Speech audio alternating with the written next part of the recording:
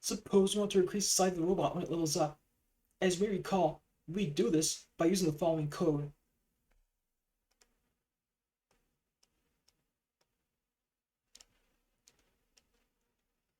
As we talked about in lesson 7, the scale variable has two subvariables to it, x and y. This is because scale is a vector 2, which stands for two-dimensional vector. A vector 2 represents 2D coordinates. What are vectors?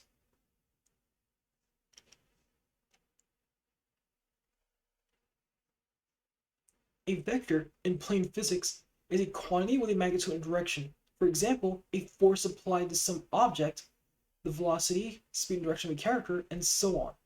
We often represent this quantity with an arrow. In Godot, 2D vectors are a common value type named vector 2. Unlike plain numbers, they store two decimal numbers, one for the x-coordinate and one for the y-coordinate. So far, you come across two variables in the course which are vectors. Which are they?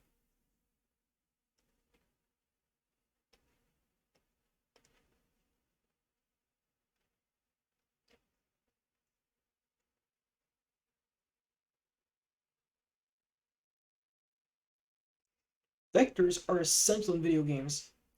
They allow you to represent a character's movement in speed and direction, calculate distance to a target, and more with little code. Take this turtle AI below. You've probably seen games where enemies move like this. This is done with just 7 lines of pure vector calculation code. The code is a bit too difficult for now, so we'll spare you the details, but this tutorial gives you a glimpse of what 2D vectors can do for you and your game projects.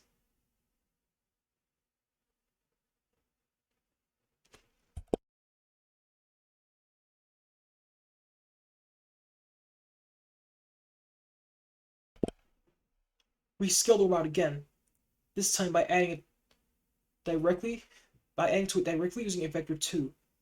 The following code has the same effect as the previous example. Notice how we use parentheses and two arguments inside parentheses. Just like other function calls. We call this a constructor function call.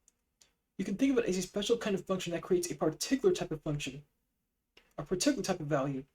The code vector 2 constructs a new vector 2 with its value with its x set to 0.2 and its y set to 0.2 respectively. Using vectors to change position, we can add and subtract vectors to position because it's a vector. If we want to move a robot to a new route of position, we would add a vector 2 to its position.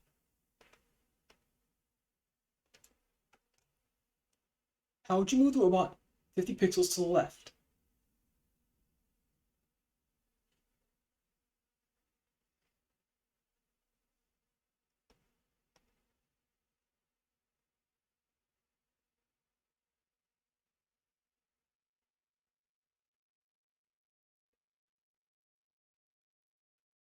In the next few practices, you'll use vectors to change scale and position values.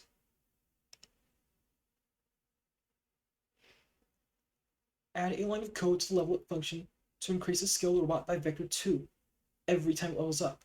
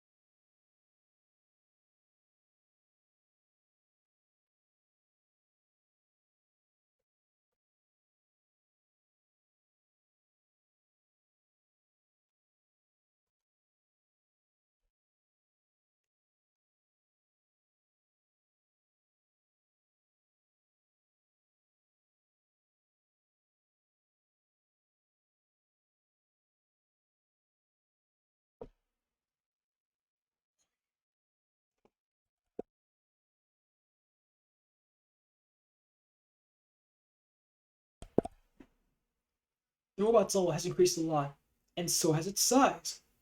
Let's fix this by resetting the robot's skill and position values. Create a function named reset.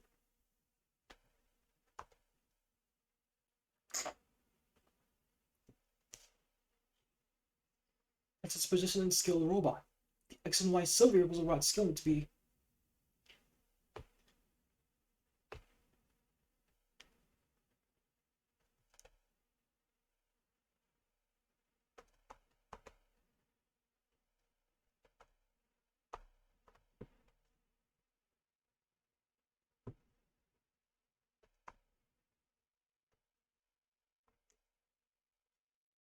position needs to be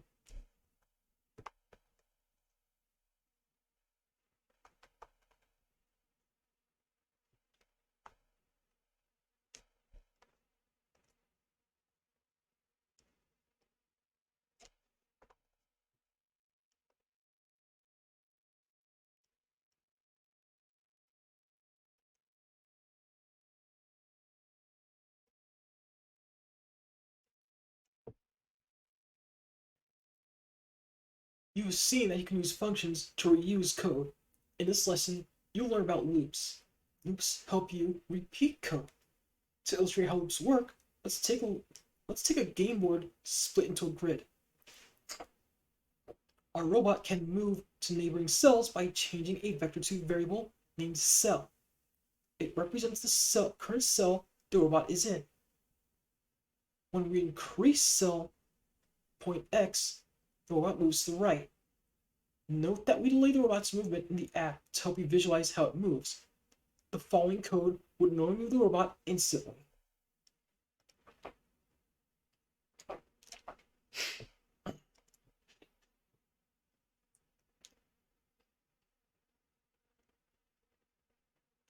We can move diagonally by adding a vector 2 directly.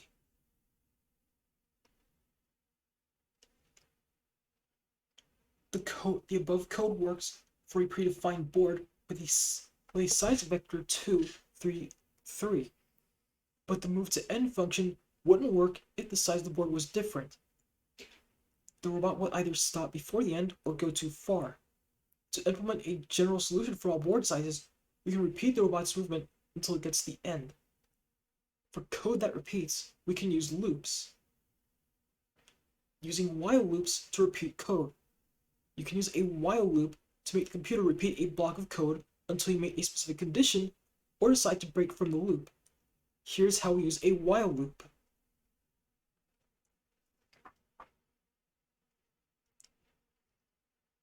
We use the variable number to keep track of how many loops the while loop completes. Each time we go through the while loop, we add 1 to the number. The while loop keeps running for as long as the condition is true. In this case, it keeps running while number is less than 4. You can see that the following code is executed 4 times in the console.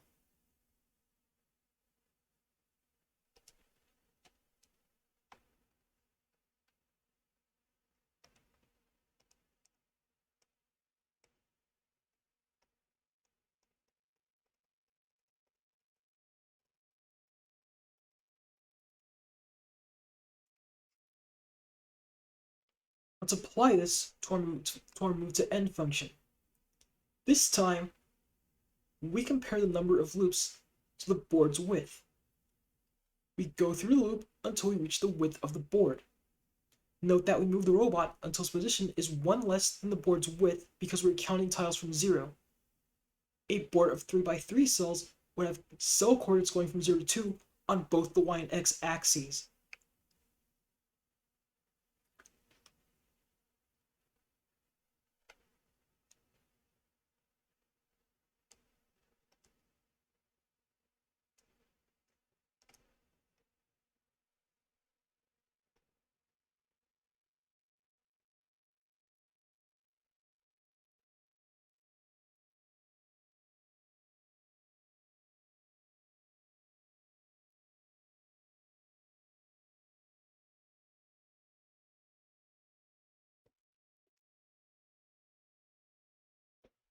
While loops can cause issues. If you're not careful, your while loop can run indefinitely. In that case, the application will freeze. Take a look at this code example. Well, what happened if the computer tried to run the code above?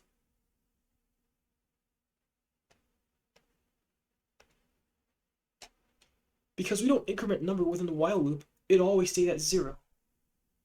As a result, the number is always lower than 10, so we never break out of the loop. Since there is no way to exit the while loop, the computer will attempt to draw squares indefinitely, which will freeze the program. When programs start responding on a computer, it is often due to an infinite loop. When to use while loops.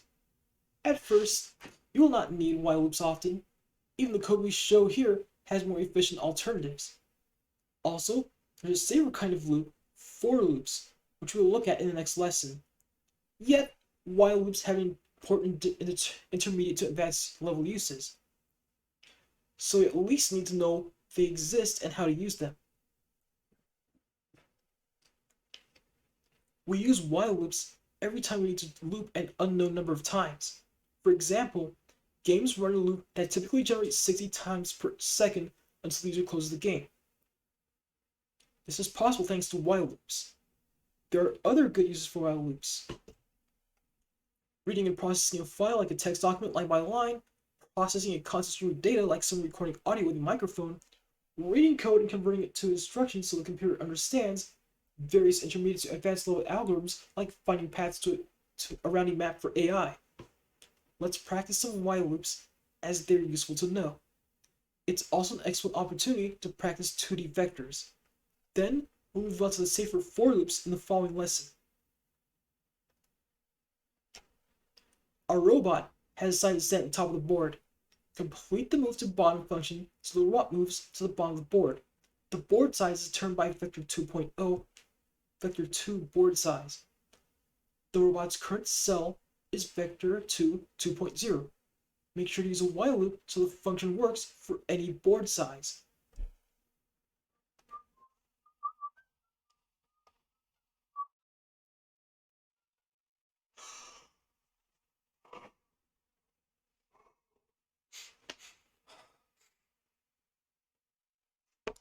It's this, except it's moved to bottom, and all the x's need to be y's.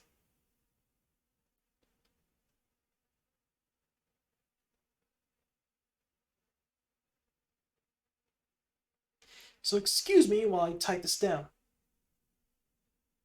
because I'm going to have a great time remembering this, running back and forth, and would rather not waste anyone's time at that point.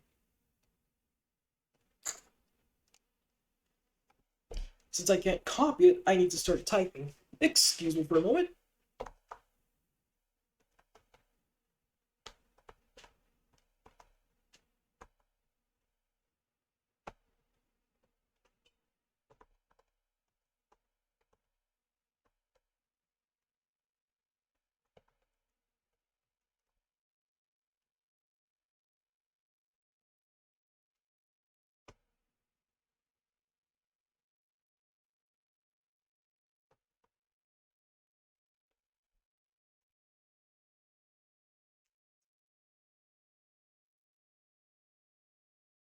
And now to start typing this line by line.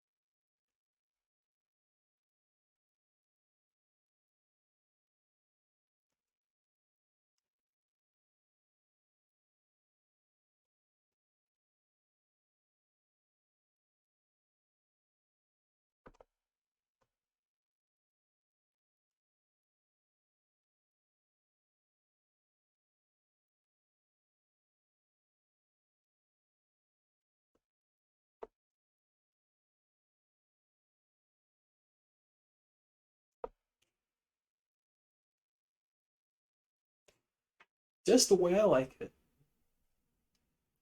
It's basically holding my hands, except not really, because I could actually refer back to information in the passage. I tried to do that for a die roll, it just didn't work.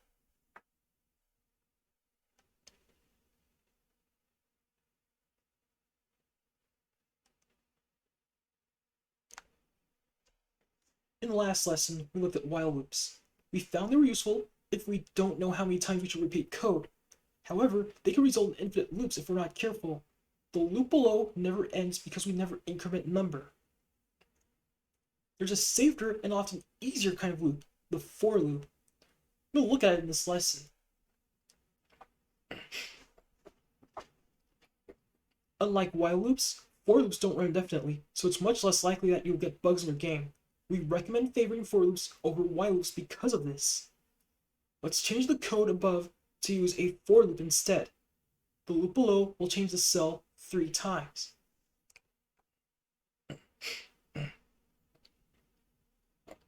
Let's explain what's going on here. The range function. Godot has the helper function range. Calling range n creates a list of numbers from 0 to n minus 1. So calling range 3 outputs a list of numbers 0, 1, 2, and range 5 outputs 0, 1, 2, 3, 4. What list of numbers would range 6 create?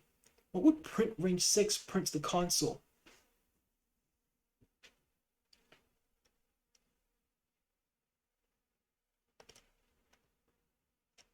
The function range n creates a list of numbers from 0 to n minus 1. Minus 1 being the key here. The output list will start with 0 and end with 5. So calling range 6 will output a list of 6 numbers, which are 0, 1, 2, 3, 4, and 5. How for loops work. In a for loop, the computer takes each value inside the list, stores in a temporary variable, and executes the code in the loop once per value.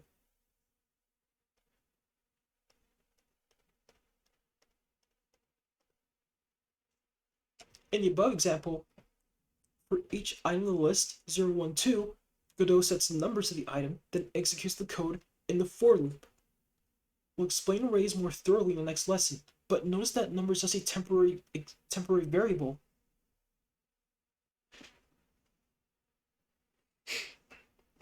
You can create it when defining the loop, and the loop takes care of changing its value. You can also change this variable. You can also name this variable anything you want. This code behaves the same as the previous example. In both examples, we print the value of the temporary variable we created, number in the first example and element in the second. As Godot moves through the loop, it assigns each value of the array to that variable. First, it sets the variable to 0, then to 1, and finally to 2. We can break down the instructions the loop runs. You can see how a loop is a shortcut to code that otherwise gets very long.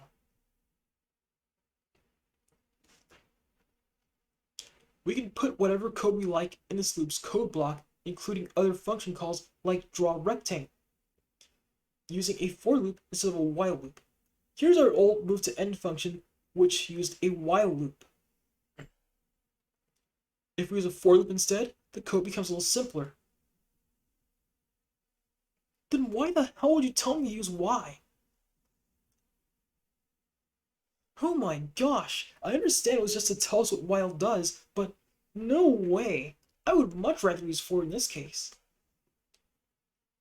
Rather than constantly checking if the robot reached the end of the board, with the for loop, we take the board's width beforehand, then move the robot a set amount of times. The function still works the same. You can execute it below.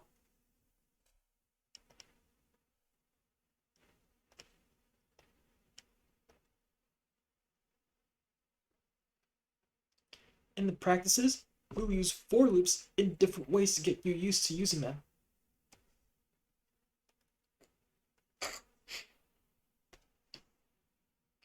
Once again, the robot has decided to stand at the top of the board. This time, use a for loop in the move to bottom function to have it move to the bottom of the board. The board size is determined by vector 2 variable board size. The robot's starting cell is vector 2.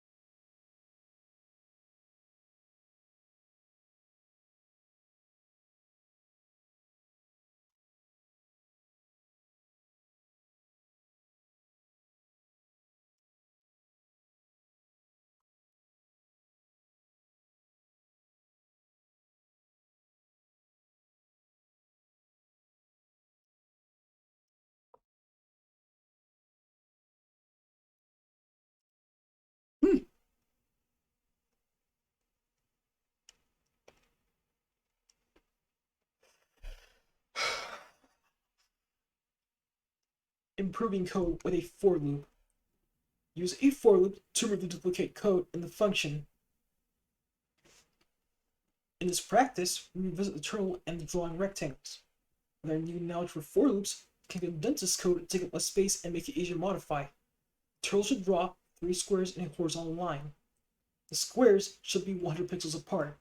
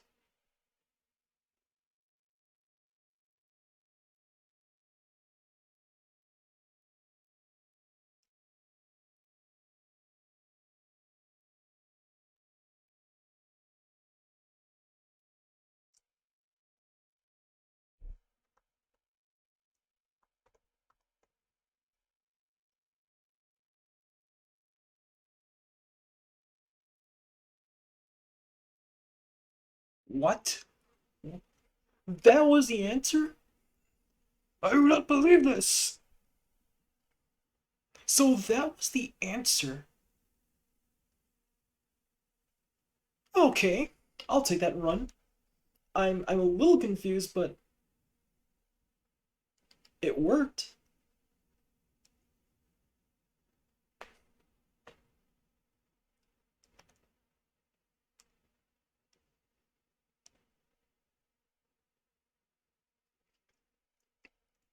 That's video cut. I've had enough for today.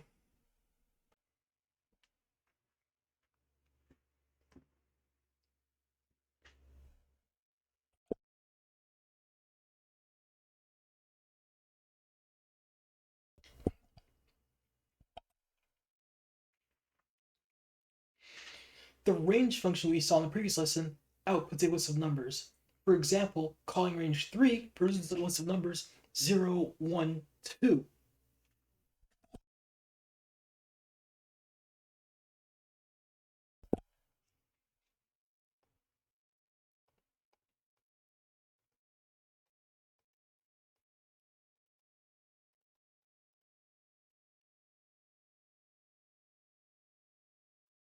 A list of values, numbers or otherwise, has a precise name and code.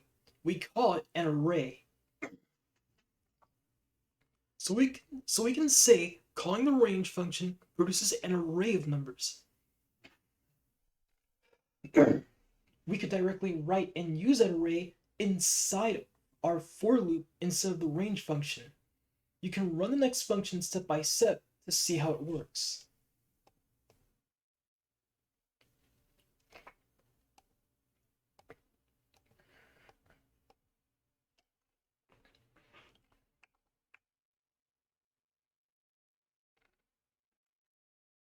As you can see, the code still works the same. Notice that when we create a for loop, we also create a local variable to which the loop assigns one value per iteration. Above, we named it number because the array we loop over contains 3 numbers, 0, 1, and 2. But we can name it anything we like. If we unwrap the for loop above, we get the following code with the exact same behavior.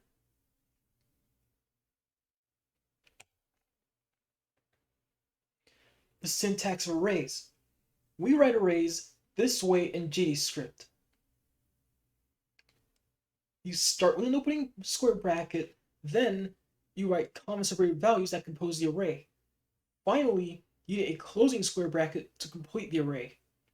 Here are a couple of valid arrays. Notice how you can mix values and how they don't need to follow one another. Because these arrays themselves are a value type, just like numbers or vector 2, we can assign arrays to variables to reaccess them later. That'll come in handy in the next lesson, where we'll use those variables in loops. But first, let's see when you'd use an array. In computer programming, we use arrays all the time. Precisely, you'll use them whenever you need to store a list of things. You always need lists of things in games. The player's party in an RPG, the items in the player's inventory, the high scores in an arcade game, the objects in the game's world. All of those and many more rely on arrays. Using arrays to follow a path. Let's look at the widespread use of arrays in games. Finding and following a path. In games, you need allies or monsters to find their way to the target, whether it's the player or some point of interest. To achieve that, we use pathfinding algorithms. As the name suggests, those algorithms find the path between 2 points and allow AIs to traverse the game. Many of those algorithms use arrays of vector 2 coordinates to represent the path. Take this turtle pet. It wants to follow a robot, but there are rocks in the way. How can we tell where to walk to reach the robot? With an array. Every value in the array is a vector 2 and represents a cell the turtle needs to walk through. Altogether, all the values in the array represent a path we can draw. In the upcoming lessons, you will see how you can use arrays to store player inventories or design attack combos. For now, let's practice creating arrays. Holy shit. The turtle wants to meet the robot, but it can't find it on its own. Build a turtle path array with vector2 coordinates indicating where the turtle should move to avoid the obstacles and safely arrive to the robot. The turtle can move up, down, left, or right. It cannot move diagonally. We recommend copying and pasting to fill the array with comma separated vector2 values quickly.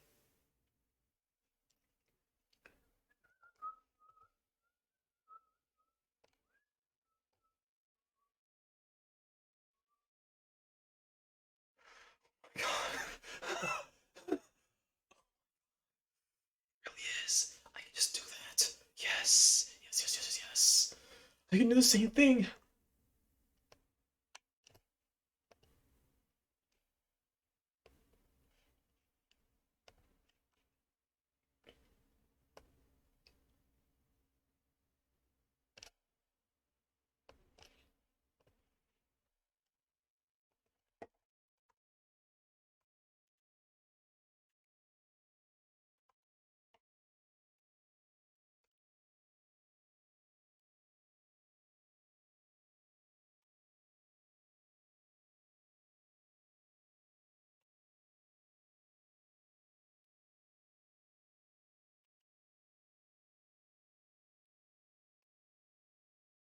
Hmm.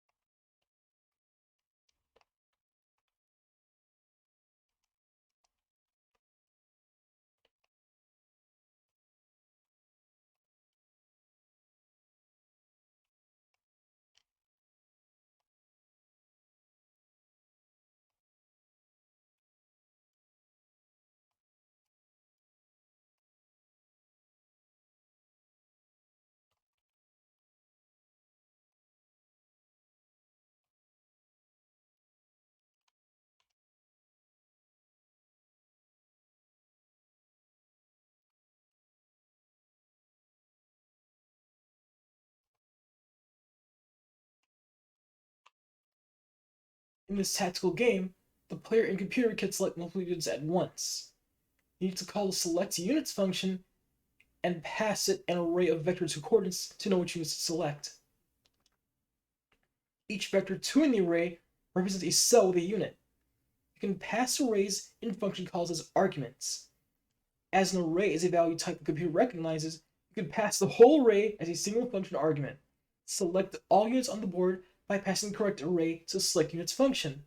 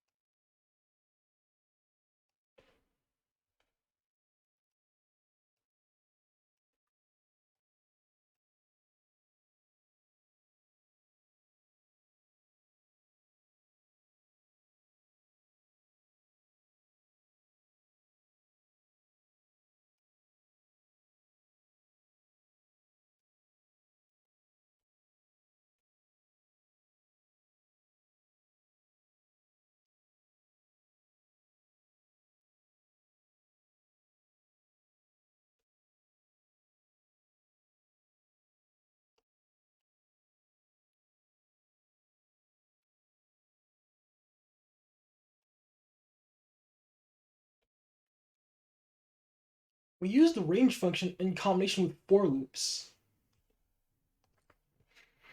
The range function proves an array for that for keyword could loop for. The range function proves an array that the for keyword could loop forever. We could give for loops any array and they will loop over them just the same. Instead of using the range function, we can manually write the numbers and get the same result. For each element inside the array, the for loop extracts it, stores it on the temporary variable named number, and executes the loop's code once. Boy, am I stalling today.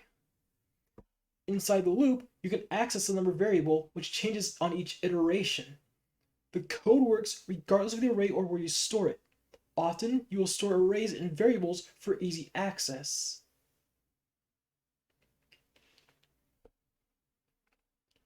What will this code print?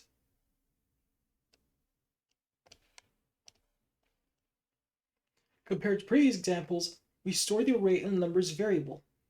Using the numbers variable in our for loop allows the computer to access the array of numbers like before. We have 3 numbers in the array, 0, 1, and 2. The loop extracts each of them sequentially and assigns it to the number temporary variable.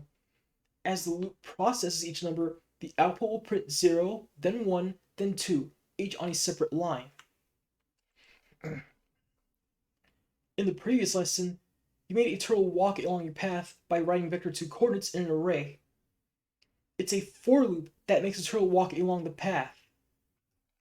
The loop works like this. For each coordinate in the array, it moves the turtle once to that cell.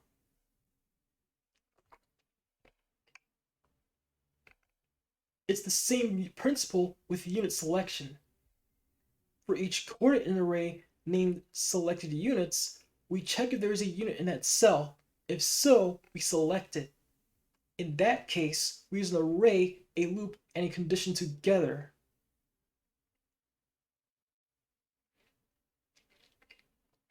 The code above uses several features you haven't learned yet.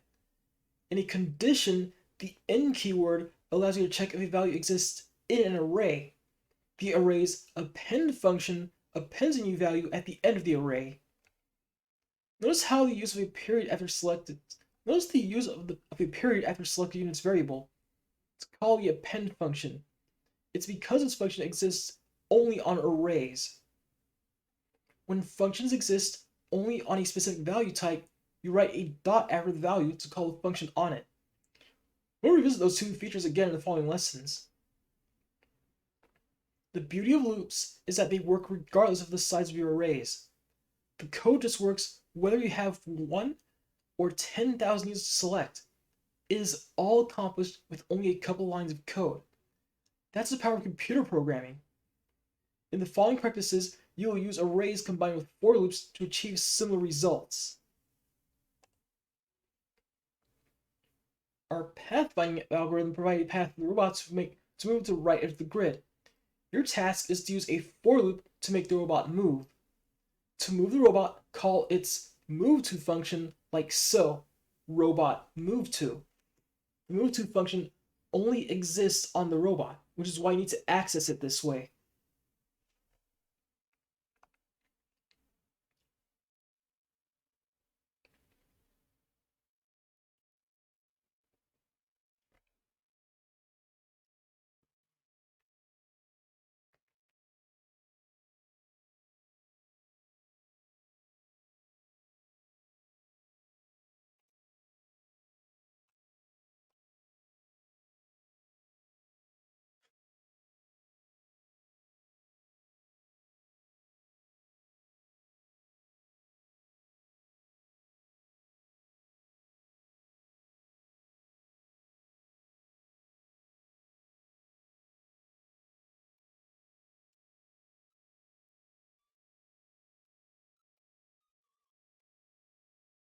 Don't mind me just writing things down.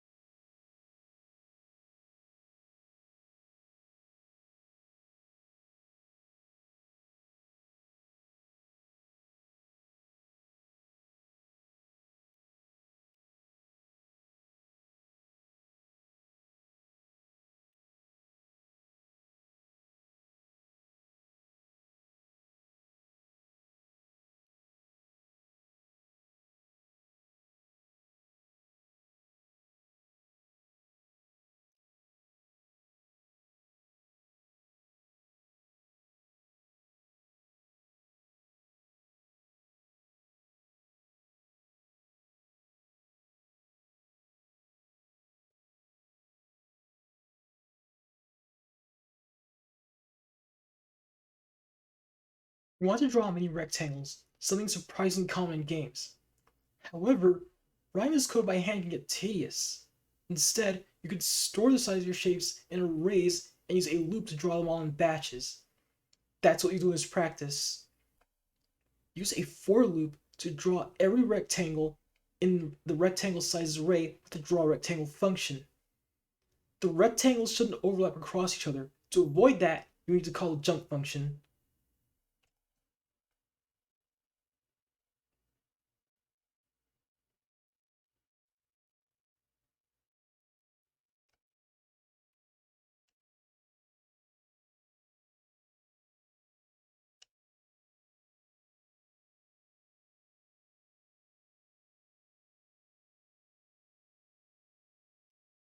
Okay, I'm stuck.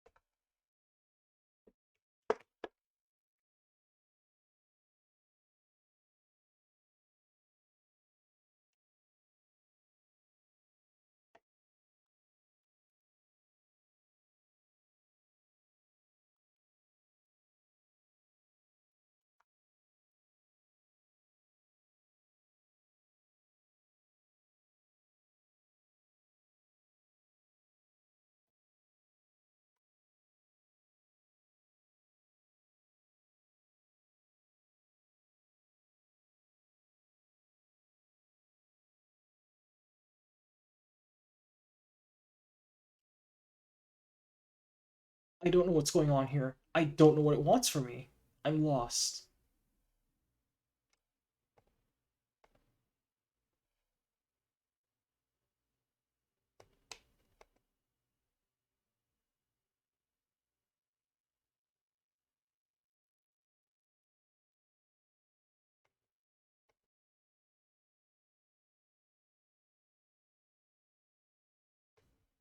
Nope.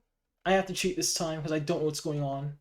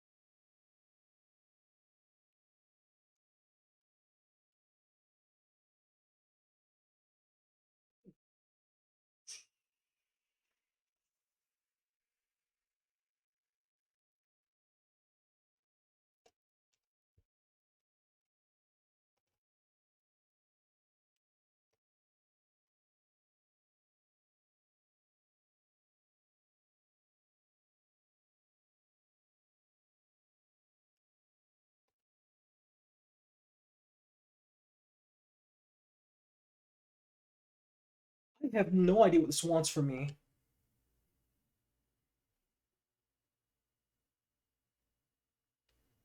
I had to call something I didn't know I could call. I didn't know I could call this. All I saw was rectangle sizes. I did not know I could call sides alone. I have to step away from this. I have to. I don't have a choice. That's the second time I've been punished for that. I did not know.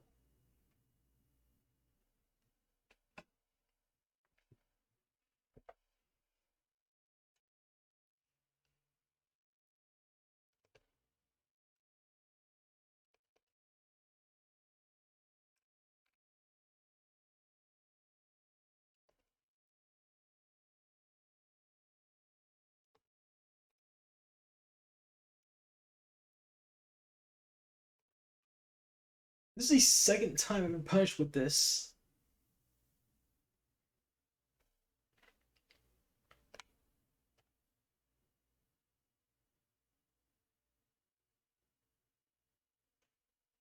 This isn't fair. Why would you do this to us?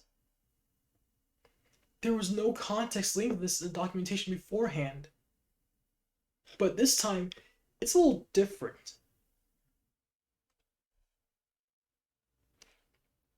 I knew about rectangle sizes. I knew about it from this alone. But yet again, we're being asked to think outside the box in ways we did not know were possible. Could you please stop doing this to us?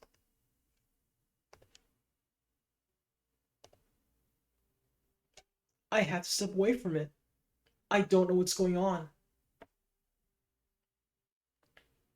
Throughout this course, we've mostly stored numbers and variables, but what if we wanted to store a player's name? This is where strings help us. Strings are instrumental in game applications. We use them to display information such as the description of a spell or the name of a character. Whereas a string is a value type which holds text. To create a string, you write text wrapped in quotation marks. For example, this is a text string. The quotation marks differentiate strings from other value types and function names. You may remember we've used strings in previous lessons. Under the hood, strings are arrays of characters. In fact, we could use a for loop to loop through the characters of a string as we would any other array.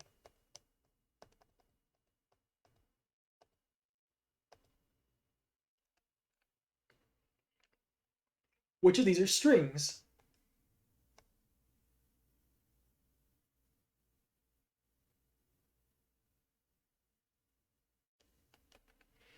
Why we use strings? Every piece of text you see in this app is a string that Godot is displaying for us. Much like how vector2 variables make calculations easier, string variables come with many helper functions and tricks we can use. We can use arrays to store things too. This is useful for chaining animations. In this example, the play animation plays a specific animation.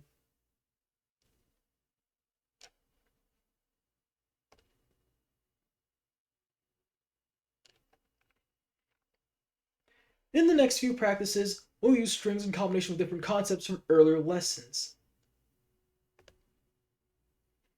Currently, the robot has a number stored in the robot name variable. Change the robot name variable so that it's a string instead. You can give it any name you like.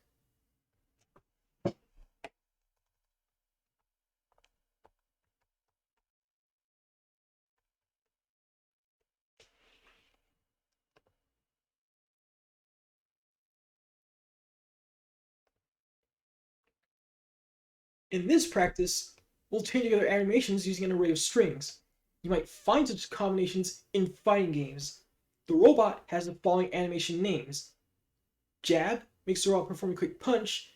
Uppercut, the robot uses a powerful jumping punch. Populate the combo array with animation names as strings.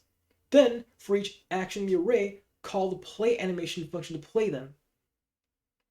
The array should contain 3 values, so the robot makes 3 attacks, 2 jabs followed by 1 uppercut. Documentation, please.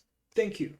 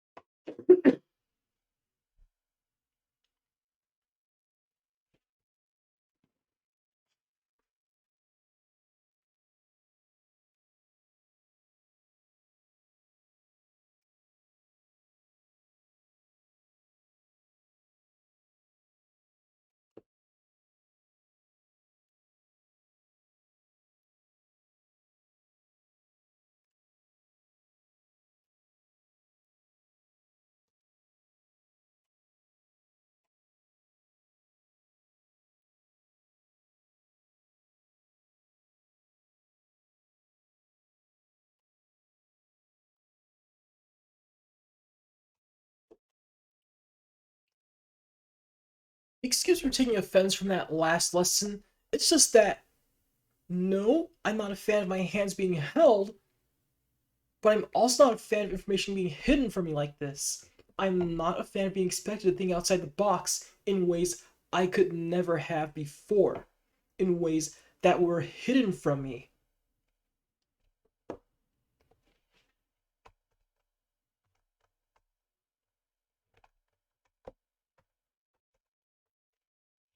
So, if I had to choose, which clearly I don't have a choice, I would rather have my hands held with the information being the documentation beforehand than to be expected to do something with information I don't have in the first place.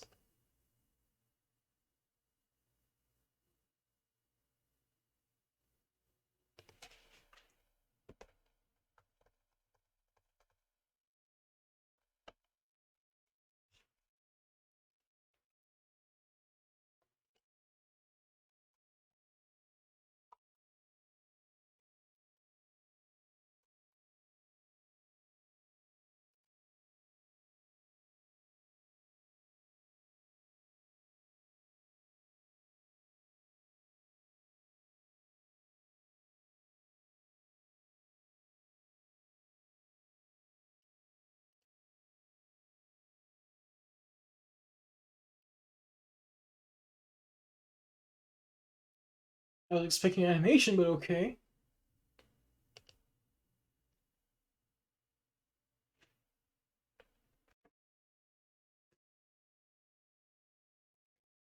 Until now, you learn that functions are sequences of instructions you can give a name and you can call any time. On top of that, functions can make calculations and return new values. But let's look at some examples to see why it's useful. Many functions built as GDScript make calculations and return a new value. For example, the round function takes a decimal number as an argument and gives you back a new number rounded to the nearest digit.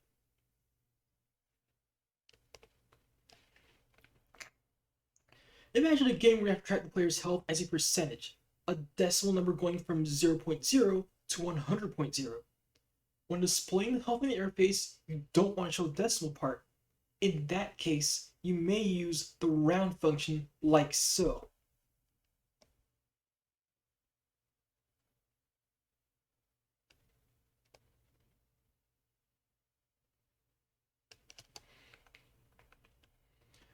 Notice how we assign the result of the function call to a variable.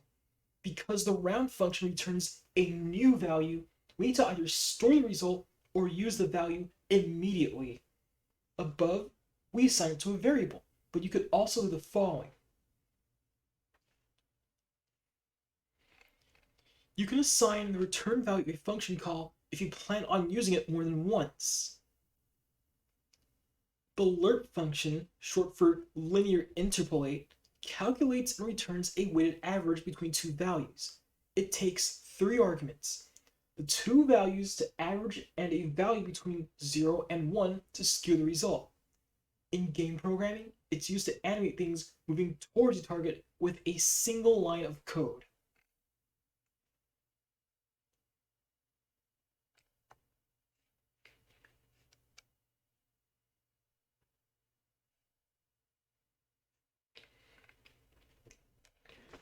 Every frame, the code calculates position somewhere between the terminal and the mouse cursor. The lerp function takes care of everything. It's not the most robust approach for smooth movement as you want in the future, but it's a helpful function nonetheless. You can make your functions return values. To make a function return a value, use the return keyword followed by the value in question. In previous lessons, we had characters walking on grids, and for those practices, you were working directly with cell coordinates. Well, cell coordinates don't correspond to positions on the screen. To find the center of any cell on the screen, we need to convert cell's coordinates to position on the screen in pixels.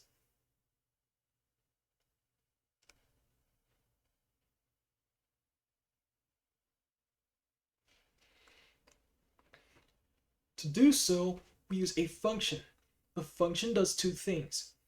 First, it multiplies cell coordinates by the cell size, which gives us the position of the cell's top left corner on the screen in pixels. Then, we add half of the cell size to get the center of the cell. The function returns a result, allowing us to store it in a variable. The return keyword returns the value of the code calling the function. You'll receive the result when you call the function.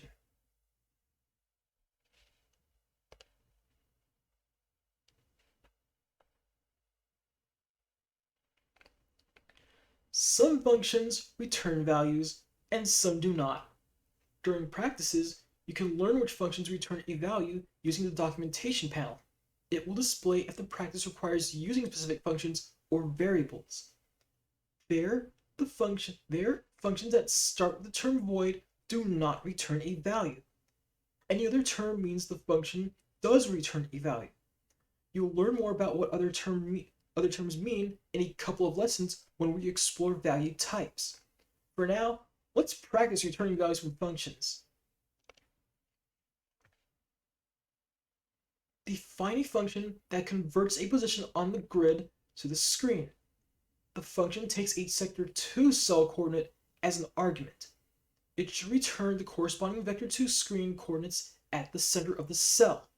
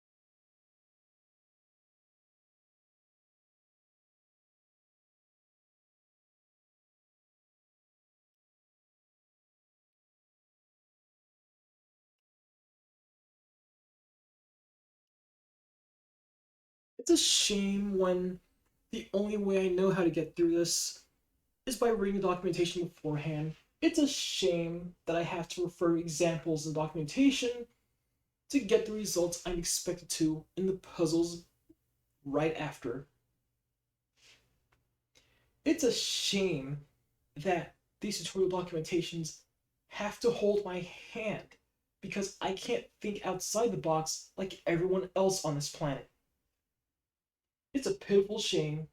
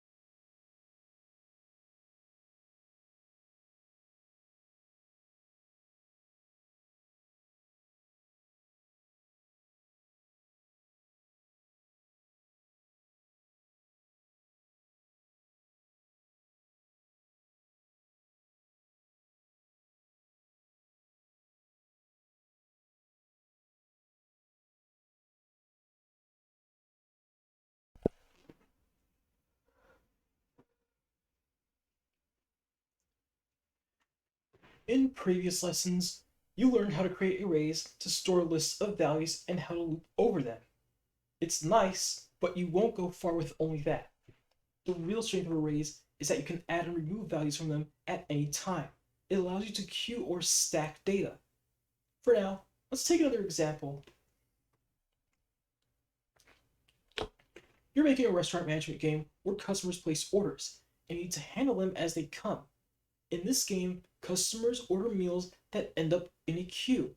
You need to prepare them in the kitchen.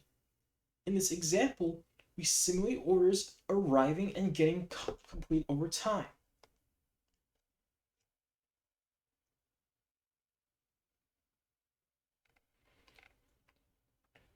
How do you keep track of pending and completed orders? With an array. When a customer purchases a meal, you want to append it to the array. Then, as you complete a meal in the kitchen and serve it, you want to remove it from the array. You can do that with the append and the pop front functions of the array respectively. Try and read the code below before moving on. Don't worry if not everything makes sense, as we'll break it all down.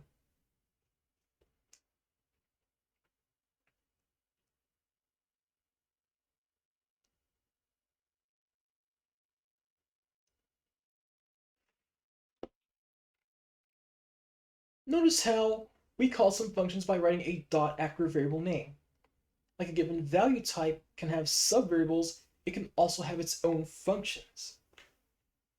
Functions like append and pop front only exist in arrays. That's why to call them, we need to access it from the array using the dot, array.append. Let's break down the code. We queue orders in the waiting orders array by appending them to the array. We can use a string to represent a meal when calling the addOrder function. When completing an order, we remove it from the waiting orders array by calling its popFront function.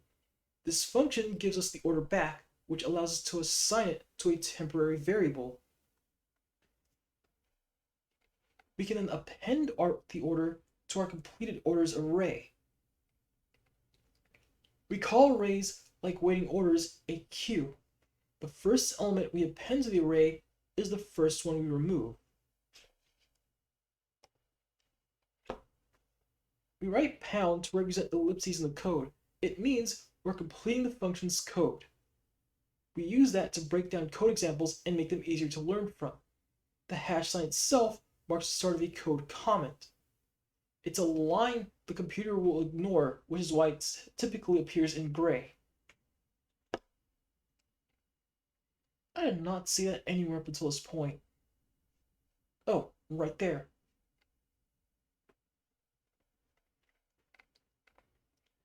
Using arrays as stacks. Another common use of arrays is stacks of data. Take a factory management game where you need to retrieve materials from stacks of crates. They arrive at the factory piled vertically, and you take them from top to bottom.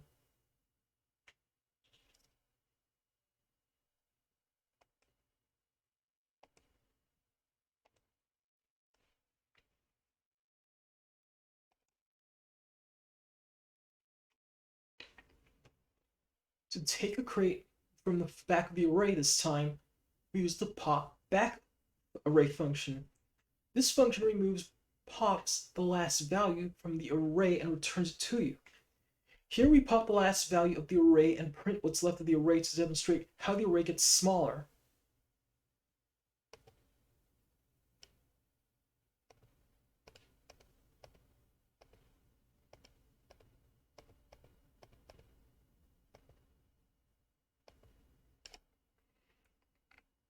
Like pop front, the function returns the value removed from the array.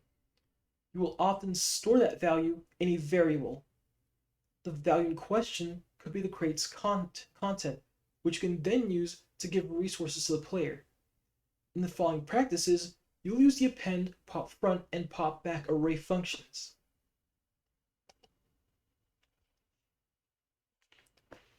The waiting orders array will be filled over time. Your job is to move orders from the waiting list to the completed orders list using the array's append and pop front functions. Remember that the array's pop front function returns the popped value, which allows you to store it in a variable and then pass it to another function. Guess what we're doing right now?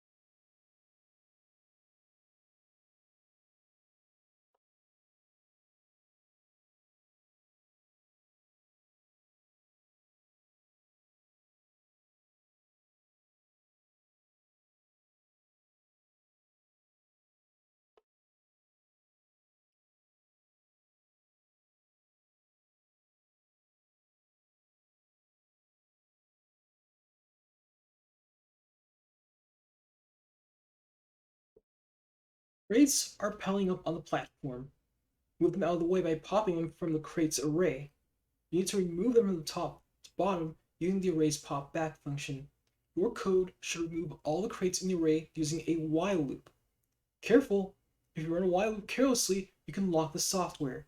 You can check if the crates array still contains values by writing while crates.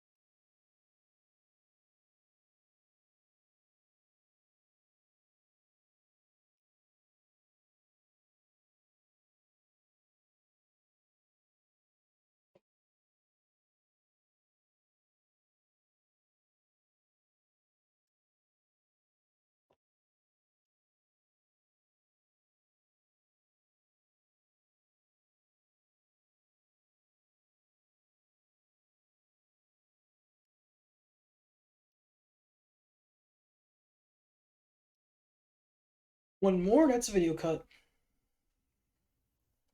You learn to loop over all values in an array using the for keyword. But what if you need to access the third item in the player's inventory, the 10th item? There's a dedicated notation to access one element in an array by index. To do so, use square brackets with a number inside the brackets. Index 0 is the first element in the array.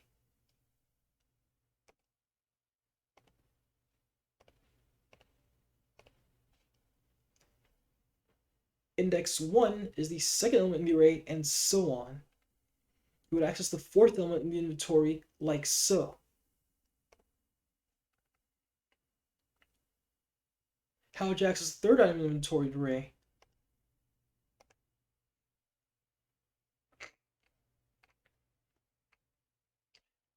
What if you want to access the last or second before last item in the inventory? In that case, you can use negative indices.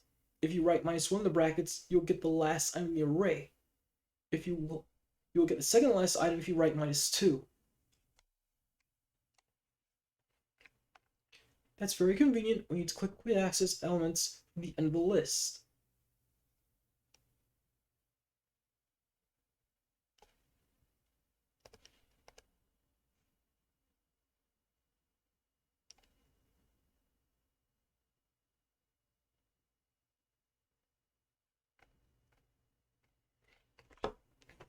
There's a catch with the syntax. If you try to access an index that does not exist, you'll get an error. You have to be careful always to access existing elements in the array. There are a couple of ways you can check for valid indices. One of them is checking the array's size. Arrays come with a member function named size. You can call it on the array anytime you know its current size.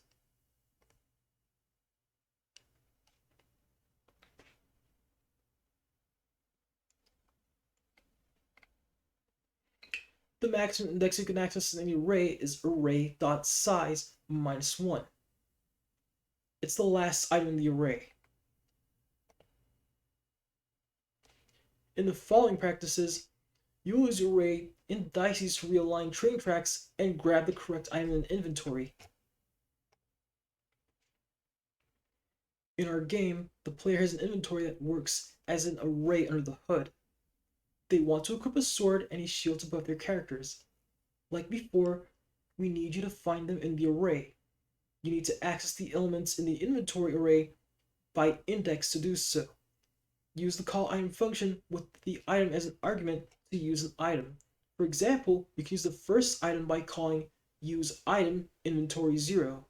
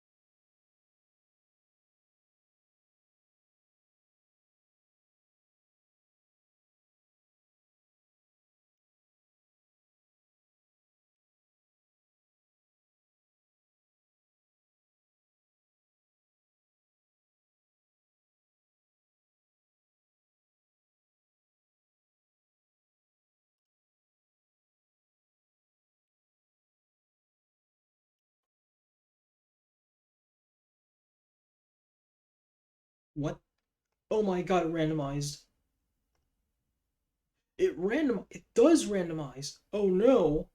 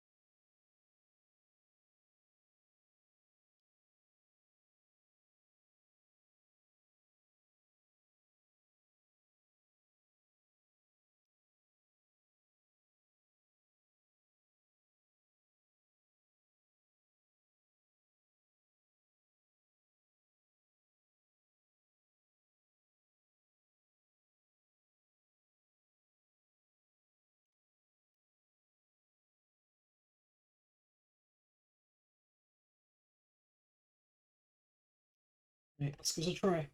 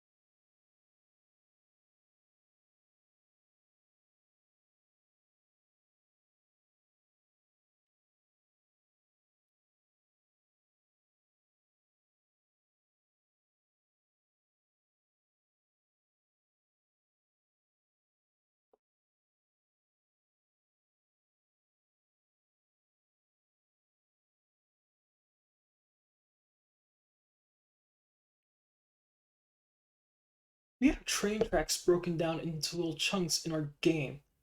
We use them to make modular tracks and draw circuits of all shapes and sizes. However, several chunks are misaligned. You need to find the tracks array and pass them to the align function. To do so, you need to access the array by index. This time, though, you need to access them with negative indices. I don't know what I'm doing here. Align isn't in here.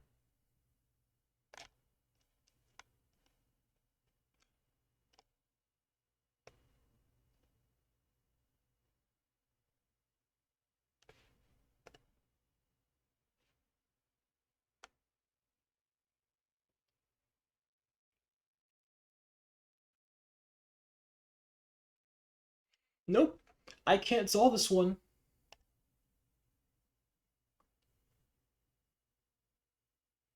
I have to step away from this one. I did not have the information. Maybe I was supposed to look back into another chapter, but I don't know. That's three I've been unable to solve. Three.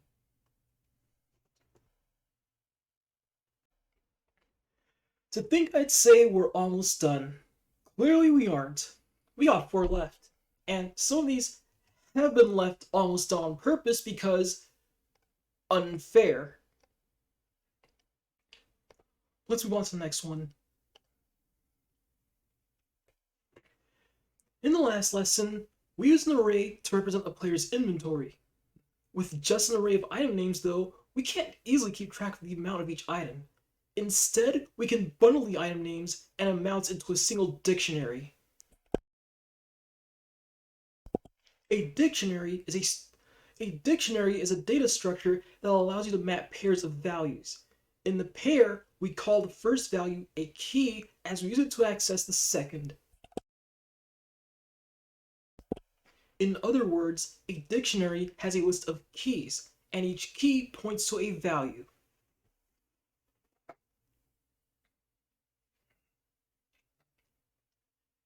To define a dictionary, we use curly brackets. A colon separates each key and its value. A comma separates each key and value pair. Dictionaries can map just about any value to any other value. For example, we can use the name of an item as a key and the amount as the corresponding value. This makes dictionaries excellent for keeping track of a player's inventory. Here we match the name, a string, to the amount, a number. But a key could be a string, a number, or even a vector. Although we can have all these different keys, keep in mind that every key has to be unique. That means we couldn't have a dictionary like the following. We would get the following error. In the above example, which key would cause an error? The key healing heart appears twice in a dictionary. In the above example, Godot wouldn't know whether to return 3 or 8 when using inventory healing heart. This is why keys need to be unique. How dictionaries work under the hood. Dictionaries are also called mappings or associative arrays. Under the hood, they use arrays and several functions to efficiently store and retrieve values across arrays. Precisely, dictionaries use a hashtag algorithm. Hashing algorithms convert one value into another. In this case, hashing consists of converting a given key into a unique whole number. The dictionary then uses that number as an array's index. That's how a dictionary works. When you give it a key, it converts it into a unique index and uses that index to retrieve the corresponding value in the computer's memory. That's also why you can't have the same key twice. It would map to the same array index, causing you to overwrite an existing value. We access the values of keys. We access the value of keys by writing the dictionary name with the key in between square brackets. How would you access how many gems the player has?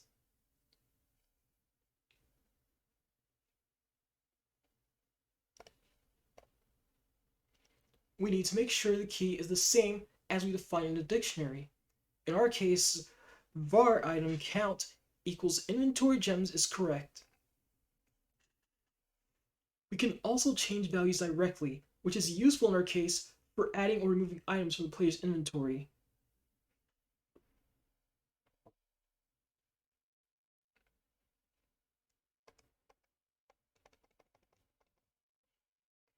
In the following practices, we use a dictionary to create a player inventory and create a function to change the value of items.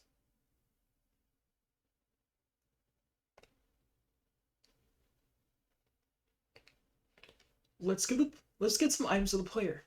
We use a dictionary for the player's inventory. We define the inventory variable for you, but it contains no items yet.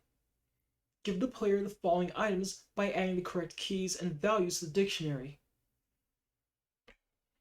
The keys should be text strings and the values whole numbers.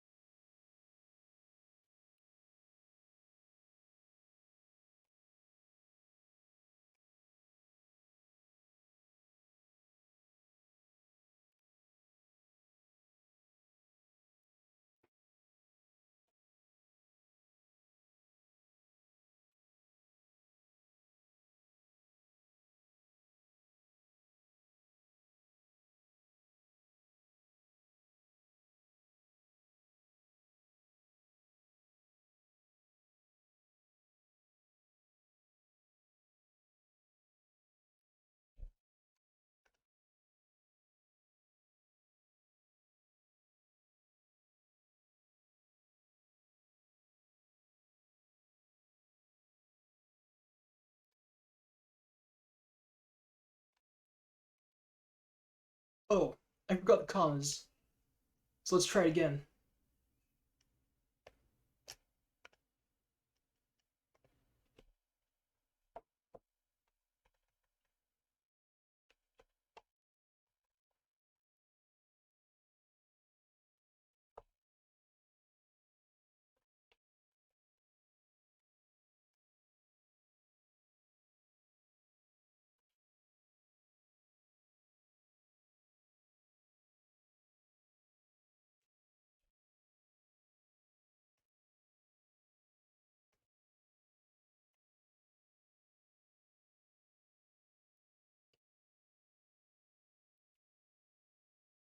We want to change the item counts in the player's inventory whenever the player picks up or uses an item. We start the add item function for you. The inventory dictionary should use the item name parameter as the key to access its values, and we should increase the value by amount. To test this practice, we'll use your add item function to increase the item count of healing heart, gems, and sword.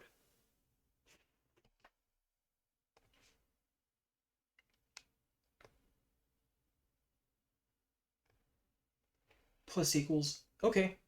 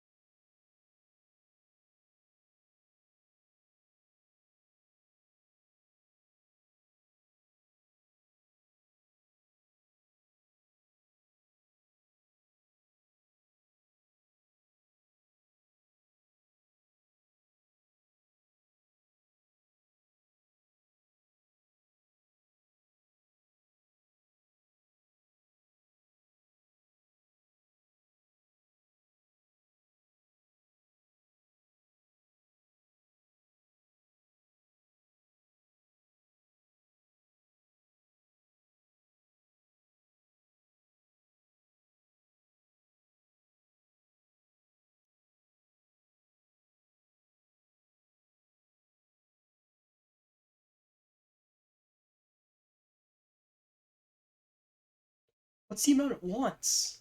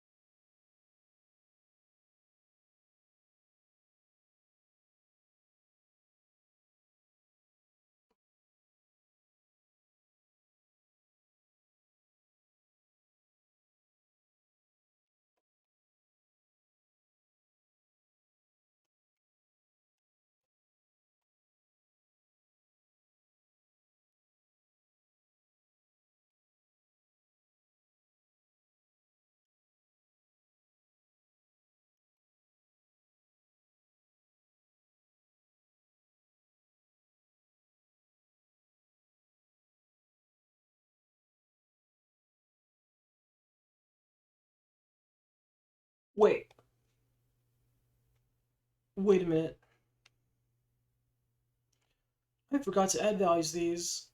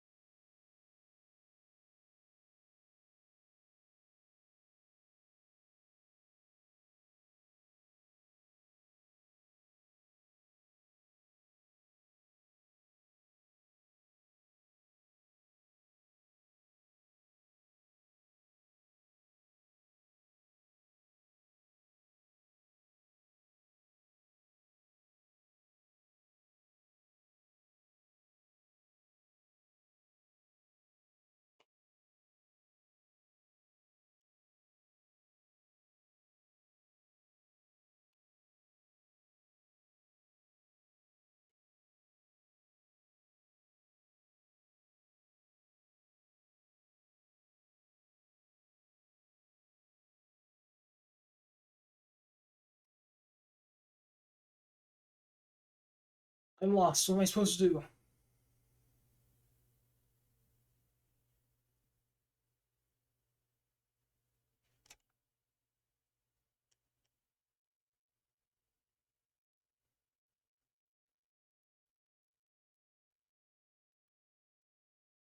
I don't get it. So they didn't want me to add these in? Is that what they're telling me?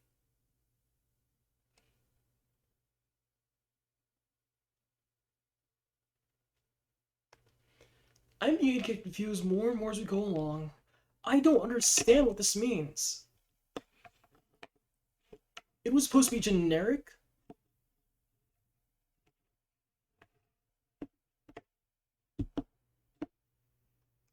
So I was supposed to use those in place. Okay, I understand it, but since I looked at the solution, I'm not going to bother.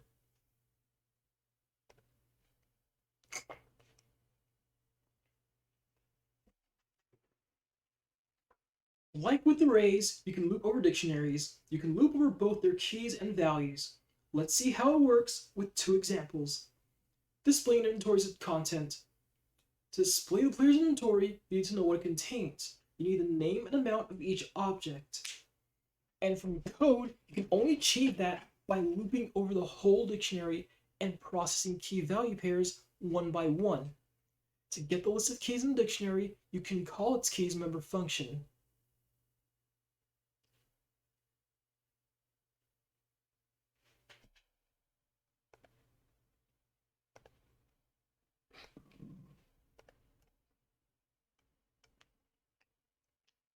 They're not showing you numbers.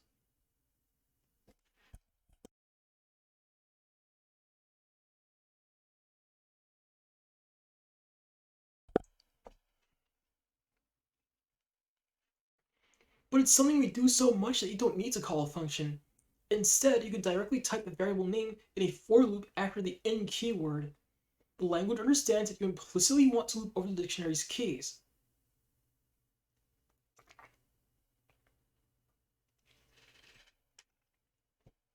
You can get the values of the syntax dictionary key as you learned in the previous lesson.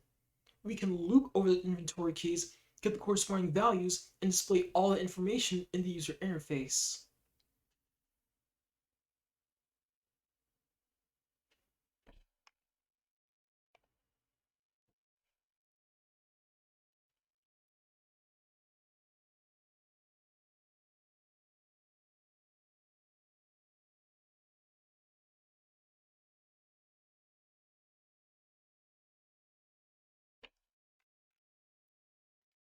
Instead of printing the key value pairs to the output console, we can code and call a dedicated function that displays items inside the user interface.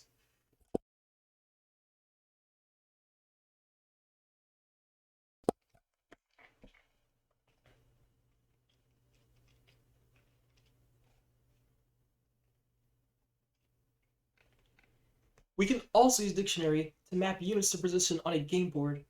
That's typically how you code a board game, a grid-based RPG, or a tactical RPG.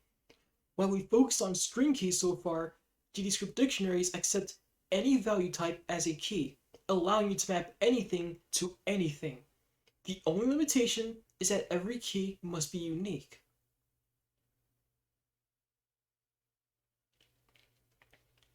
Using a for loop, you can use the key value pairs to place units on the board at the start of a game.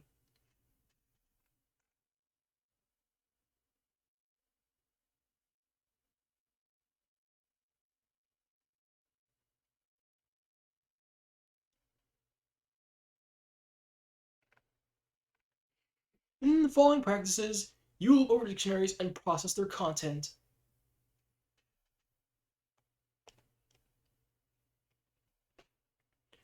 We use a dictionary to represent the key. We use a dictionary to represent the player's inventory in this game. The dictionary keys are the name of items, and they map to the number of items that the player owns. You need to loop over the dictionary and display the name and amount of every item in the inventory. To do so, call the display item function. It takes two arguments, the item name and the amount.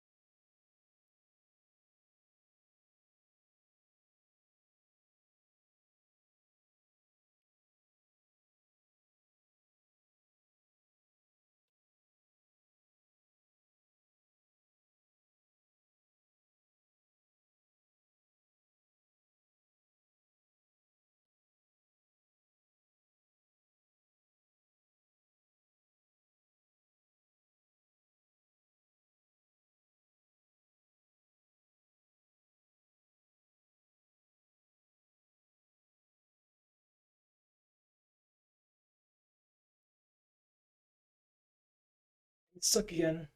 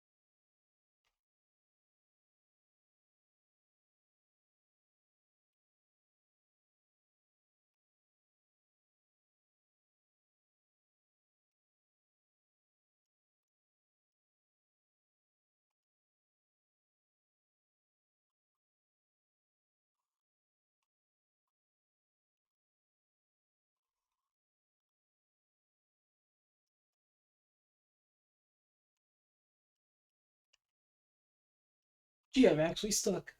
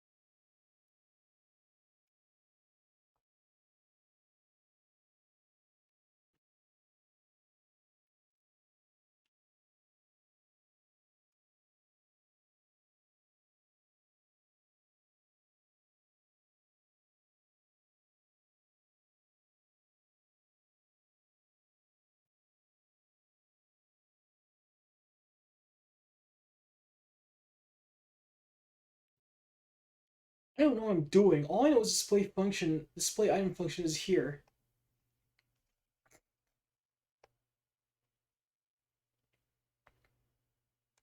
But it's nowhere in here. So I'm stuck again. I have to skip this. What do they want me to do?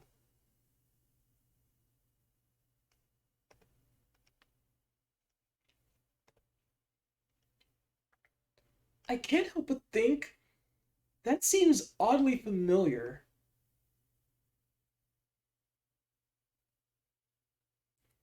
So I was right there, except I had to change a line again. Why are they doing this to me?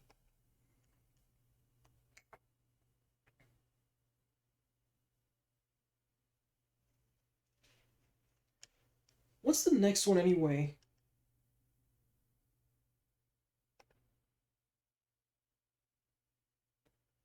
I'm not even going to try anymore. I'm going to stop right here. There are too many problems with this. I'm being punished for information I was not given earlier.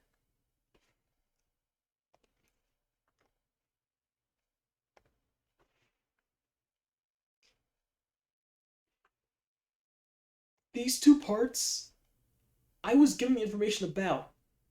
This section here, all I knew was they expected me to use this. This part here. They basically gave me an answer right down here, but I had no idea. I'm going to stop right here. I'm going to stop right here and step away. This isn't correct. I'm being punished repeatedly now for things that in some cases require you to think outside the box in ways you couldn't expect a non-programmer to, someone from zero, and in ways that require you to pull things out of thin air in some cases. I'm not having this.